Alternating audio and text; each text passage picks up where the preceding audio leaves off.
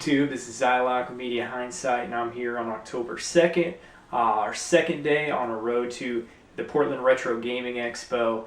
I'm going to bring you another game today for the Atari 2600, and that is a title called Nightmare. It's published by Sancho Gaming, and it came out in 1983, just like Frankenstein's Monster. But unfortunately, this game is nowhere near as good. I had a hard time even continuing playing it to actually get the footage for it, but I don't want to leave it just at that. I want to show you more, so let's look at why I despise Nightmare.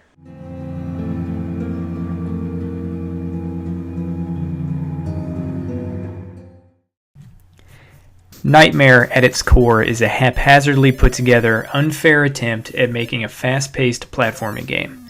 The goal of each level is not always understood, unfair enemy placement can cause unavoidable deaths, timers for each level are unfair and they vary greatly, and the player must guess what needs to be done. On death, a player must also listen to a 10-second ditty and then respawn. All of these elements wrapped up into one game does not make for a fun or even tolerable experience. I could honestly only get myself to pour 30 minutes into this game, and coming from someone who appreciates bad games and can generally find something positive amongst the mess, this is a big deal. In this short time, I made it through 3 of the game's levels, each having a different goal that is not obvious after the previous stage's antics. A player should be able to learn how a game is played and their goals as they go along. But when new concepts are thrown the player's way without a second to think about it or even a hint, a player is bound to get frustrated and lose interest. Let me break it down for you though. Level 1 starts off easy enough. You begin on the ground, there's a snake tracing back and forth across the same area. Several ropes moving side to side that lead to a helicopter at the top of the screen, and many flying enemies that look to make progression upwards challenging. Okay, no big deal. You can jump over the snake, jump up and climb the ropes, dodge the flying enemies, and finally reach the helicopter. Simple enough, and for the most part this level works. What issues there are quite glaring though. If you don't get on that first rope as it passes by, you are screwed, and the reason is the enemy placement and movement. If you miss the rope the first time around, the player is forced to jump over the snake or risk death. That's fine, but when waiting for the rope to come to the other side, the snake will turn around, but this time it has a flying enemy right next to it and you can't jump over it without dying.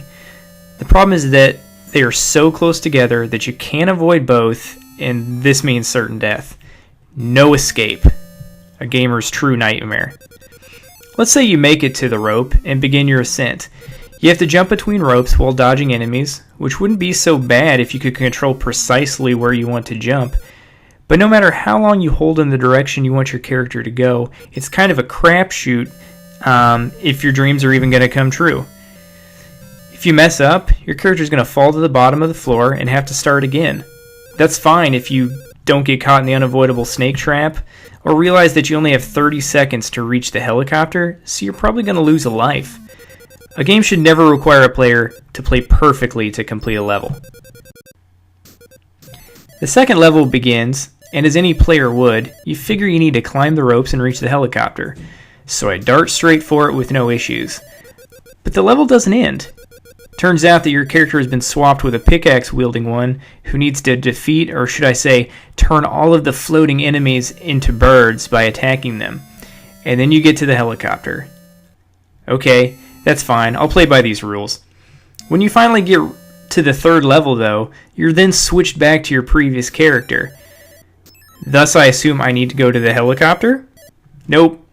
You need to collect all of the balloons in the level before getting to the helicopter. Did I mention that you only have 30 seconds to do this? Or even figure it out? Well, that sucks because I was on my last life and had to restart the game. Unfortunately, this was the point that I was done with it. And there you have it, guys. That's why Nightmare is arguably one of the worst games I have ever played, let alone for the Atari 2600. I'm probably going to have to give the game about a 10 out of 100. Really, the only redeeming quality are the sound bites in the game, which are pretty impressive for the console. But other than that, I can't suggest anybody go ahead and play it. It really is a complete nightmare. And as always, I'm Zyloc with Media Hindsight, signing out.